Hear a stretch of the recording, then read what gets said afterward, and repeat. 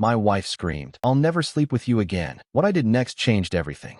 My name is Henson, 33 years old, male. And look, I'm not going to sit here and pretend my marriage was perfect from day one. Nobody's is. But there's a difference between normal relationship stuff and watching someone actively decide you're no longer worth the effort. Her name is Lucy. We'd been married for 9 years when everything went sideways. The first 4 years were good, like really good, the kind where you don't dread coming home. She'd send me random memes during the day. We'd cook meals together on Sundays. And yes, we had our issues, but we worked through them like adults. Years 5 and 6 were the transition period. That's when things started breaking down, small things. At first, she stopped asking about my day, started spending more time on her phone. She began making plans without checking if I was available first. I figured she was just getting comfortable. That's what you're supposed to do in a marriage, right? I wasn't wrong. By year 7, we were basically roommates who occasionally ate at the same table. She'd come home from her job at the interior design studio and go straight to the guest room, saying she needed to decompress. Fair enough. I worked as an electrician. I'd come home tired and covered in drywall dust half the time. I understood needing space, but space turned into distance, and distance turned into this gap I couldn't cross no matter how hard I tried. If you've ever felt this kind of distance in a relationship, drop a comment below. And if you're new here, hit that subscribe button. Trust me, this story gets intense. And I tried. This is important because later she'd act like I never made an effort, but I really did try. When I first noticed things changing, I planned a weekend trip to this winery about 2 hours north. I researched the place, made reservations at a bed and breakfast, even arranged one of those couples painting classes she'd mentioned wanting to try months earlier. When I told her about it, she seemed indifferent, but said, okay. 2 days before we were supposed to leave, she canceled. Said work was slammed and she couldn't take time off. I rescheduled for a month later. She canceled again. Different excuse. I tried smaller things too. I'd bring flowers home on random Tuesdays. She'd say thanks and leave them on the counter until they died. I started doing more around the house without being asked. She didn't notice, or if she did, she didn't care. I suggested we start a new series together since we used to watch things on weekends. She said she'd already started watching it with Monica. Monica, her best friend. That's where this story really starts going downhill. I'd known Monica since before Lucy and I got married. She was loud, opinionated, and had been divorced 3 times by 38. Not that I'm judging, but when someone's crashed and burned 3 marriages, maybe they're not the best relationship advisor. But Lucy adored her, thought she was this independent, empowered woman who didn't take nonsense from anyone. In reality, Monica was bitter and loved having company in her misery. They'd have these long phone calls that Lucy would take in the other room. I'd catch snippets, things like, "You deserve better," or "Don't let him make you feel guilty for prioritizing yourself." Really empowering stuff on the surface. She started showing up at our house unannounced. She'd just swing by with coffee or invite Lucy to spontaneous dinners. And every time she left, Lucy was different, more distant, like Monica was filling her with poison and watching it spread. One night, about 10 months before everything imploded, I tried having a real conversation about it. We were sitting at the kitchen table on a Sunday morning, and I said, "Hey, I feel like we're drifting apart. Can we talk about what's going on?" She looked up from her phone, gave me this dismissive look, and said, "You're being dramatic. Every marriage goes through phases." And she went back to scrolling. That's when I should have known. When someone tells you your feelings are dramatic, they're really saying your feelings don't matter. But like an idiot, I believed her. I figured I was being needy or insecure or whatever. It made it easier to ignore the problem. I called my best friend Scott that night. Scott and I have known each other since high school. He's a plumber, built like he could lift a Civic and has zero filter. "What?" Scott asked when I told him about the conversation. That's the kiss of death right there. When they start dismissing your feelings, it's over. They're just waiting for the right time to pull the trigger. You think I'm overreacting? I think you're underreacting. But hey, maybe I'm wrong. Maybe she's just stressed. He wasn't wrong. Things got worse when Monica started coming around more. I'm talking 4, 5 times a week. She was at our place constantly. They'd sit in the living room or on the back patio, voices low, heads together. Whenever I walked by, the conversation would pause. They'd look at me like I was eavesdropping on classified information. Then Lucy would give me this tight smile and say, "Can you give us a minute?" One Saturday afternoon, I was in the garage organizing my tools when I heard them talking through the open window. I wasn't trying to eavesdrop. I didn't have to. They weren't exactly whispering. "I just don't know why you put up with it," Monica said. "You're the one with the career. You're the one bringing in real money. What does he even contribute?" Lucy laughed bitterly. "He fixes things, I guess." "He fixes things," Monica repeated, her voice dripping with mockery. Wow, what a catch. You could hire someone to do that. I stood there holding a pipe wrench, just listening. Part of me wanted to walk in there and ask Lucy if that's really how she felt, but I stayed quiet and filed it away. The following week, Lucy started making subtle changes. She rearranged the furniture in the living room without asking, bought new throw pillows and a rug that didn't match anything. When I asked about it, she said, I'm tired of everything being so bland. I wanted something that feels more like me. And she started going out more. Dinners with coworkers, networking events, drinks with Monica, always something. She'd stay out late and never invited me. I remember one Friday night. She came downstairs in a navy blue dress I'd never seen before. Hair done, makeup perfect. She looked good. Where are you going? I asked, looking up from the TV. Out with people from work. Anyone I know? Probably not. What time do you think you'll be back? She grabbed her purse from the counter and shot me this look. Why are you checking up on me now? I'm just asking. Well, don't. I'm an adult. I don't need a curfew. And she left, just walked out and shut the door harder than necessary. She got home at 2 a.m. I didn't wake up, but I wasn't asleep either. I heard her come in, take off her heels, and head straight to the guest room. Next morning, she acted like nothing had happened, made herself breakfast, scrolled through her phone, and left for work without saying a word to me. That became the routine. Her leaving, me watching her drift further away, and Monica in the background feeding her whatever story made me the villain. I tried one more time to break through. It was a Wednesday afternoon, and she was home early for once. I found her in the kitchen making tea. Hey, I said, leaning against the counter. Can we talk? Like really talk? She didn't look at me. About what? About what's been going on. Nothing's happening. Come on. You've barely said 2 words to me in weeks. You're always out with Monica or people from work. We haven't had a real conversation in forever. She turned to look at me, but her expression was flat. What do you want me to say? That I'm unhappy? That things aren't working? I want you to be honest. Fine. I'm unhappy. Work is intense, and I need space to deal with that. That's it. Is it just work, or is it us? She sighed like I was exhausting her. It's everything. And having you constantly hovering and asking if I'm okay doesn't help. I'm not hovering. I'm trying to be supportive. Well, it feels suffocating. I stood there trying to process that. Trying to support my wife was suffocating her. Okay, I said finally. I'll give you space. Thank you. And she took her tea and went upstairs. That was the longest conversation we'd had in weeks. That was the moment. That's when I should have seen the writing on the wall. But you don't want to believe your marriage is dying when you're still living in it. So you convince yourself that if you just give it time, things will go back to the way they were. They never do. The next few weeks were a slow-motion train wreck. Lucy started changing her appearance. New haircut, new wardrobe. She'd always cared about how she looked, but this was different, intentional. She also started going out more, not just with Monica. Work events, happy hours, dinner meetings that somehow always ran past 10 p.m. One Tuesday night, she came downstairs dressed in a black blazer and fitted jeans. Where are you going? I asked from the couch. Networking thing for work. Yeah? What client? She grabbed her keys. Does it matter? Just curious. Well, don't be. And she left. I waited until her car was out of the driveway. Then I opened our joint bank account on my phone. An hour later, a charge came through. Upscale restaurant downtown. Bill for 2. Networking thing, huh? I took a screenshot and sent it to Scott. Networking dinner for 2. Sounds legit. Oh man, you know what this is, right? I'm not jumping to conclusions. That's because you're in denial. She's either already cheating on you or about to. I didn't want to believe it, but all the signs were there. The secrecy, the distance, the sudden interest in looking good all the time. The way she guarded her phone like it had nuclear codes. Things got worse the following week. I came home from a job around 5 p.m., earlier than usual because the client had rescheduled. I found Lucy and Monica in the living room, halfway through a bottle of something, laughing at something on Monica's phone. I walked in, said, hey, and Monica looked at me like I'd just tracked mud through a church. Lucy barely acknowledged me, just gave me a quick nod and went back to whatever they were looking at. I grabbed a sandwich, ate it standing at the counter, and went to shower. When I came back down, Monica was gone, and Lucy was loading the dishwasher with this annoyed energy, like I'd interrupted something important. Everything okay? I asked. She didn't look at me. Yeah, what? No reason. Just seemed like you two were having fun. We were, until you came home. She said it so casually, like my presence in my own house was just this annoying thing she had to deal with. I didn't respond, just went to the garage and worked on fixing a broken lawnmower until it got dark. That night, she slept in the guest room again. The pattern continued for weeks. Her going out, me staying home, Monica whispering poison in her ear, and me just watching it all fall apart. Then one night, I was up late because I couldn't sleep. I came downstairs for water and saw Lucy's phone lighting up on the kitchen counter. She'd left it there while she was in the bathroom. The screen showed a text notification, just the preview, but it was enough. Can't wait to see you tomorrow night. From someone named Connor. I didn't pick up the phone, didn't snoop, just saw the message and went back upstairs. But now I had a name, and a suspicion that was getting harder to ignore. The next morning, I called Scott. I need you to be honest with me, I said. Am I crazy, or is my marriage over? Your marriage has been over for months, man. You're just the last one to admit it. So what do? You protect yourself. Start documenting everything. Stop trying to fix something she's already destroyed. And for the love of God, stop being so nice about it. He was right. I'd been trying to save something that was already dead. It was time to start playing offense. The blow-up happened on a Saturday night. I'd been keeping my distance, like Scott advised. I stopped asking about her day. Stopped making extra food. Stopped pretending everything was fine. And Lucy noticed. She came home around 9 p.m. from another one of her mysterious outings. Found me in the living room watching a game. She stood in the doorway for a minute like she expected me to acknowledge her. I didn't. We need to talk, she said finally. I kept my eyes on the TV. About what? About whatever this is. She gestured at me. You've been acting weird all week. I paused the game and looked at her. I've been acting weird weird. Yeah, you're being distant. Interesting. I've been giving you exactly what you asked for. Space. Her jaw tightened. That's not what I meant, and you know it. And what did you mean? Because from where I'm sitting, you've made it pretty clear you don't want me around. I never said that. You didn't have to. You say it every time you cancel plans with me, but make time for Monica. Every time you come home late with no explanation. Every time you act like I'm some kind of inconvenience in my own house. She crossed her arms. I'm allowed to have a life outside this marriage. No one said you weren't. But a marriage requires both people to actually be present. And you checked out months ago. That's not fair. What's not fair is me trying to hold this together while you're out doing God knows what with God knows who. Her face went red. What's that supposed to mean? It means I'm not stupid, Lucy. I'm not blind. You're paranoid. Am I? Because you're acting exactly like someone who's got one foot out the door. She stared at me for a long moment. Then something in her expression shifted, like she'd made a decision. Like she was done pretending. Fine, she said. You want to know the truth? I'm exhausted. I'm exhausted from carrying this marriage. From pretending everything's okay when it's not. From feeling guilty every time I want to do something for myself. I've never made you feel guilty for doing things for yourself. You do just by existing. By expecting me to be the wife you think I should be. I stood up. What the heck are you talking about? I don't expect anything from you except basic respect, which is apparently too much to ask. See, this is the problem. You're so focused on what you're not getting that you don't see what I'm dealing with. Then tell me what you're dealing with. She threw up her hands. I don't know, okay? I just know I'm not happy. And I haven't been for a long time. Here it was. The truth she'd been dancing around for months. She wasn't happy, which meant she'd been waiting for the right moment to blow everything up. So what do you want? I asked. A separation? She flinched. I didn't say that. Then what are you saying? She looked away. I'm saying I need time. Space to figure out what I want. You've had space. What you haven't had is the decency to be honest with me about what's really going on. I'm being honest now. No, you're not. You're giving me the sanitized version. The one where you're the victim and I'm the bad guy. But we both know that's not the whole story. Her eyes narrowed. What are you accusing me of? I'm not accusing you of anything. I'm just saying if you want out, be an adult about it. Don't string me along while you figure out your life. She laughed. You think I'm stringing you along? What else would you call it? I'd call it trying to survive a marriage that's been lifeless for years. That hurt. Like our marriage was just another thing she'd gotten tired of. Like I was just another thing she'd gotten tired of. If it's been lifeless for years, why didn't you say something sooner? Because I kept hoping it would get better. That you'd change. I stared at her. This is unbelievable. You're blaming me for checking out when you're the one who's been gone this whole time. I'm not doing this, she said, turning toward the stairs. I'm not having this fight. We're not doing this because I'm tired of walking on eggshells while you act like I'm the problem. She spun around. You are the problem. You and your constant need for validation. Your inability to let me breathe. Me? What about my expectation that my wife actually acts like she gives a darn? You know what? Her voice went cold. Since you want to know the truth, here it is. I don't want this anymore. A marriage, fake closeness, pretending. I'm done. No more trying. No more pretending things are okay. We're roommates now. That's it. With that, the room went silent. Just the sound of the TV in the background and the hum of the refrigerator. You're serious, I said. Completely. I looked at her, and for the first time in months, I saw her clearly. She wasn't confused, wasn't conflicted. She was checked out. Had been for a while. This was just her making it official. Okay, I said. She blinked. Okay, yeah, okay. You want to be roommates? We'll be roommates. She looked surprised, like she expected me to fight, to beg, to try to change her mind. I didn't. Fine, she said after a moment. And she went upstairs, closed the guest room door hard enough to rattle the frame. I sat back down on the couch, grabbed my phone, and called Scott. It's over, I said when he picked up. What happened? I told him everything. When I finished, he was quiet for a moment. And he said, good, because now you know where you stand. No more guessing, no more hoping. She drew the line. Now you can decide how you're going to deal with this. I don't even know where to start. Get a lawyer. Document everything. And for the love of God, stop being around her. Where am I supposed to go? My place. Guest room's open. Pack a bag and get out of there tonight. I'm not running. You're not running. You're regrouping. There's a difference. He was right. Staying in that house while she played her games wasn't going to do me any favors. I needed space, a plan. So I packed a bag, essentials, clothes, toiletries, laptop, left it by the door, and I sat at the kitchen table and thought about my next move. I moved into Scott's guest room that night. Didn't tell Lucy I was leaving. Just packed my stuff and left. Left a note on the counter that said, taking the space you asked for. Don't contact me unless it's important. Scott's place was smaller than I was used to, but it was quiet. No tension, no cold shoulders. Just me and him in a fridge full of takeout. Welcome to freedom, Scott said when I walked in. First rule, no moping. Second rule, you start building your case. My case? Yeah, man. You didn't think she was going to play fair, did you? I hadn't thought that far ahead, but Scott had a point. If Lucy wanted out, she'd fight for everything, and I needed to be ready. The next morning, I opened a separate bank account at a different bank. Started redirecting my paychecks there. I took about 40% of the joint savings and moved it in small chunks. $500 here, $1,000 there. Nothing big enough to trigger alerts or raise questions. Just enough to make sure I had a cushion when everything went sideways. I also pulled out our prenuptial agreement from the filing cabinet at the house when Lucy was at work. Read it for the first time in years. Her father had insisted on it before we got married. Said it was just a formality, standard protection for both parties. At the time, I didn't think much of it. Didn't think we'd ever need it. Turns out her father was smarter than I gave him credit for. for. The prenup had an infidelity clause, clear as day. If either party could prove the other had been unfaithful, the cheater walked away with only what they brought into the marriage. No asset division, no support payments, just what was solely in their name. I read that clause and sent Scott a photo of it. Oh man, he texted back. This is gold. Please tell me you're documenting her shady behavior. Working on it. Scott showed up at his place that night with a small package. Handed it to me with a grin. What's this? I asked. Voice-activated recorder. Fits in the palm of your hand. Stick it under the passenger seat of her car. That's sketchy. So is cheating on your husband. You want to win this or not? I looked at the recorder. It was small, unnoticeable, and probably the smartest move I could make. You're a bad influence, I said. I'm a pragmatist. Now go plant that thing before she figures out you're onto her. The next day, I drove back to the house while Lucy was at work. Planted the recorder under the passenger seat of her car. Took 30 seconds. Then I left. While I was there, I did one more thing. Something petty, but necessary. I logged into our streaming accounts and changed all the passwords. Every single one. Netflix, Hulu, Spotify, all the premium subscriptions I'd been paying for. Then I logged into the meal kit service she loved and canceled the next delivery. That night, Scott asked why I was smiling. I just cut off Lucy's access to civilization, I said. What did you do? I told him. Scott started laughing. Dude, that's evil. I love it. She wants independence. She can pay for her own subscriptions. Sure enough, 2 hours later, my phone lit up with texts. Why can't I log into Netflix? You changed the Spotify password? My meal kit was canceled. I didn't respond to any of them. Scott was cracking up. She's probably losing her mind right now. Good. Maybe she'll realize what she took for granted. 3 days later, I retrieved the recorder and listened to the playback. Most of it was boring. Radio songs. Her humming along. A phone call with her mother about weekend plans. But then I hit gold. A conversation with Monica. Speakerphone based on the audio quality. He's being such a baby about everything, Lucy said. Like I'm the bad guy for wanting my own life. You're not the bad guy, Monica replied. He's just mad because he can't control you anymore. Exactly. And honestly, it's made me realize how much I've been settling. So what are you gonna do? I don't know. I mean, Connor's great, but I don't know if I'm ready to blow up my whole life for him. Connor. There it was, the name I'd seen on her phone. Does he know about your situation? Monica asked. He knows I'm married, but he thinks we're separated. I told him we're just waiting for the right time to make it official. Monica laughed. Girl, you're playing with fire. I know, but honestly, it's exciting. I feel like myself again. God, he's so good in bed. Henson is so boring compared to him. They both laughed at that. I sat there in Scott's driveway, listening to my wife talk about her affair like it was some kind of self-discovery journey. Talking about this Connor guy like I was just an obstacle she'd eventually remove. I saved the file, backed it up, and called Scott. I've got it, I said when he picked up. About what? Her admitting the affair. On tape. Scott whistled. No way. Play it. I played him the recording. When it finished, he was quiet for a moment. Then he said, dude, that's nasty. Even for her. What do I do now? You sit on it. Keep gathering evidence. And when the time's right, you hit her with everything at once. No warning. Over the next few weeks, I documented everything. Credit card charges at restaurants I'd never been to. Purchases at stores I'd never shopped at. Even a hotel charge from 2 weeks ago on a night she said she was working late. One Thursday, I swung by the house and watched her leave around 7 p.m. Dressed up, hair done, heels. I followed from a distance. She drove to an upscale steakhouse downtown. Parked, walked in. I waited in my truck across the street. 20 minutes later, a guy walked toward the entrance. Tall, mid-30s, khakis, and a button-down. He went inside. I took a picture of him, then took a picture of the restaurant, then checked our joint account. Around 9 p.m., the charge came through. Bill for two. Connor, I'm guessing. I added it all to the file. Scott reviewed everything that weekend. Spread the printouts across his kitchen table like he was planning a heist. This is airtight, he said. Recordings, credit card statements, photos, timeline. You've got her dead to rights. So what's next? Next, you hire a lawyer, file for separation, and watch her world fall apart. I contacted a lawyer the following Monday, a guy named Davis. I told him the situation, showed him the prenup and the evidence. He reviewed it and said, you've got a solid case. If you want to move forward, we can file within the week. I told him to do it. 3 days later, paperwork was ready. All I had to do was sign. And once I did, Lucy would be notified. Part of me felt bad, not for her, but for what we used to be, for the version of us that actually worked. But that version was gone. Had been for a while. So I signed. And then I waited. She was notified on a Tuesday. I'd asked the lawyer to schedule it for her office. Public. No room for her to cause a scene or manipulate the situation. I was at a work site when I got the text from Davis. Done. She's been served. Scott called me an hour later. How you feeling? Like I just launched a bomb. You did. And she deserved it. Now comes the fun part. What's the fun part? Watching her squirm. I got home around 6 p.m. to Scott's place. Lucy's car was in the driveway. Scott had texted me earlier saying she'd shown up looking for me. He'd given her my new number. Scott opened the door before I could knock. She's been here for 20 minutes, he said quietly, crying on my couch. Great. I walked in, found Lucy sitting on the couch, papers spread out in front of her, face pale. She looked up when I came in. Her eyes were red, jaw tight. What is this? She asked, voice shaking. I set my keys down. It's pretty self-explanatory. You're filing for separation? Yes. She stood up, ripping the edge of the papers. You can't just do this without talking to me first. I tried talking to you multiple times. You made it clear you didn't want to hear it. So this is my solution, just blindsiding me with paperwork at my job in front of my coworkers. I stayed calm. You blindsided me by checking checking out of our marriage and starting an affair. I figured I'd return the favor. Her face twisted. I'm not having an affair. I pulled out my phone, opened the voice recording, hit play. Her voice filled the room. Connor's great, but I don't know if I'm ready to blow up my whole life for him. And the other stuff that followed. Her face went white. Scott, who'd been leaning against the wall, let out a low whistle. Dang, that's cold. Lucy looked between us. Where did you get that? Doesn't matter, I said. What matters is I have it, along with credit card statements, hotel receipts, photos of your car parked at places you said you weren't. She sat back down slowly, like her legs couldn't hold her anymore. You were spying on me. I was protecting myself. She put her head in her hands. This is insane. You're taking everything out of context. Scott scoffed. What context makes it okay to lie about where you are? Spend his money on hotel rooms with another guy. She shot him a look. This is between Henson and me. Wrong, Scott said. You made it my business when you showed up at my place to cry about consequences. Now you can sign the papers and move on, or you can drag this through court and lose everything. Your call. I looked at her. The prenup has an infidelity clause. You walk away with what's yours. I walk away with what's mine. Clean split. No support payments. No drama. You sign the papers and we're done. She looked up, tears running down her face. I made a mistake. I was confused. Monica got in my head, and I didn't know what I was doing. You knew exactly what you were doing. You just didn't think you'd get caught. We can fix this. We can go to therapy. No, I said. We can't. Too late. She started crying harder. Full breakdown. The kind designed to make you feel guilty, to make you doubt yourself. I didn't. Scott handed her a tissue. You can't play victim here. You cheated. You lied. And now you're dealing with the consequences. So sign the papers or don't. But stop acting like Henson's the bad guy. She glared at him through her tears. Then she turned to me. Please, don't do this. I love you. I looked at her for a long moment. Then I said, no, you don't. You love the idea of having someone around when it's convenient. And I walked out, went to Scott's garage, and worked on his broken lawnmower until it got dark. When I came back inside, Lucy was gone. Scott handed me a drink. She left about 10 minutes ago. Said she needs time to think. Fine, let her think. The next day, I got a text from Monica. We need to talk. I ignored it. 2 days later, there was a knock on Scott's door. I opened it to find Lucy and Monica standing there. Lucy looked like she hadn't slept. Monica looked upset. Scott appeared behind me. Oh, this should be good. We need to talk, Monica said, pushing past me into the living room. I didn't invite you in, I said. Too bad. You're destroying her over a misunderstanding. I looked at Lucy. You brought backup? Seriously? She didn't say anything. Just stood there with her arms wrapped around herself. Scott stepped between us. A misunderstanding, lady. She admitted the affair on tape. There's no misunderstanding here. Monica's face hardened. Every marriage has rough patches. That doesn't mean you blow everything up. She had an affair, I said. People make mistakes, Monica said. Scott laughed. You've been in her ear for months telling her she deserves better, telling her Henson's not good enough. And now you want to lecture him about mistakes. Monica's face went red. I was helping her see her value. No, Scott said. You were projecting your own failed relationships onto hers. 3 separations, by the way. Impressive track record. Excuse me. You heard me. You're a misery vampire. And now that your best friend's paying for your terrible advice, you don't want to look like the villain. Monica turned to Lucy. Are you going to let him talk to me like this? Lucy finally spoke. I'm sorry. I know I messed up, but please, can we just try? I shook my head. It's too late. I've already filed. And unless you want this to drag through court, you'll sign the papers. Monica scoffed. You're such a cold jerk. I looked at her. Watch your mouth, ma'am. Now both of you out. Lucy started crying again. Monica put an arm around her and led her toward the door. Before leaving, Monica turned and said, you're gonna regret this. Scott shut the door behind them. Man, I hate that woman. You and me both. But hey, at least now we know Lucy's not gonna make this easy. Great. Lucy didn't sign immediately. She tried to drag it out. Had her lawyer argue that the evidence was obtained illegally, but Davis shut that down fast. Recordings in your own vehicle, monitoring your own joint accounts, photos in public spaces, all legal. Her lawyer advised her to settle. She didn't want to. Kept insisting we could work it out, but I'd already moved on mentally. Then her mother got involved. I got a call from a number I didn't recognize. I answered, big mistake. How dare you? Her mother said without introduction. How dare you do this to my daughter? Your daughter had an affair. She made a mistake. You don't destroy a marriage over a mistake. It wasn't a mistake. It was months of lies. You're being cruel. I'm being honest. She went off. Called me cold, selfish. Said I never appreciated Lucy. That I was throwing away 9 years out of pride. I let her finish. And I said, I'm gonna send you something. After you look at it, you can call me back and apologize, or you can never call me again. Either works for me. I sent her the recordings, credit card statements, photos, everything. She didn't call back, but Lucy did. Said her mother told her to sign the papers. We met at Davis's office 2 weeks later. She signed. I signed. It was done. We didn't say much. Just sat across from each other while the lawyers went through the details. She kept dabbing at her eyes. I kept my face neutral. When it was over, we walked out together. She stopped on the sidewalk and said, so that's it? After 9 years. Yeah, I said, that's it. She nodded, tears running down her face. You're really not going to fight for us? I did fight, but trying to save something that's already destroyed is a waste of time. And that was it. She walked to her car, crying. I walked to my truck. We drove off in opposite directions. The separation finalized 4 months later. She got what was hers. I got what was mine. Clean split, no support payments, nothing joint. I heard through mutual friends that she and Connor didn't last. Apparently, once she was actually available, he lost interest. Funny how that works. The fun part? I also heard Monica bailed. Stopped returning Lucy's calls once the separation was final. I guess being a life coach for someone else's misery is only fun when there's drama to feed off. Lucy moved to a smaller place across town. She tried reaching out a couple times in the first few months, sent texts saying she missed me, that she wished things had been different. I didn't respond. There was nothing left to say. As for me, I'm good. Better than good, actually. I sold the house, bought a smaller place closer to work, got a dog, a German shepherd named Rocky. He's better company than most people. Scott and I started a side business doing residential electrical work together. Turns out there's good money in it when you're not splitting everything with someone who resents you. I've been on a few dates. Nothing serious yet, but I'm not in a hurry. For the first time in years, I'm not trying to fix someone else's mess or carry someone else's weight. I'm just existing on my own terms. And honestly, it feels good. Sometimes people ask what happened. I just say we grew apart. No need to air the details. The people who matter know the truth. The people who don't aren't worth explaining it to. Lucy made her choices. I made mine. And in the end, I walked away with my dignity and my peace. She walked away with the consequences. I don't hate her. I don't wish bad things for her. I just don't think about her much anymore. She's a closed chapter, a reminder that you can't save someone who doesn't want to be saved. And I'm okay with that. Life goes on, and so do I.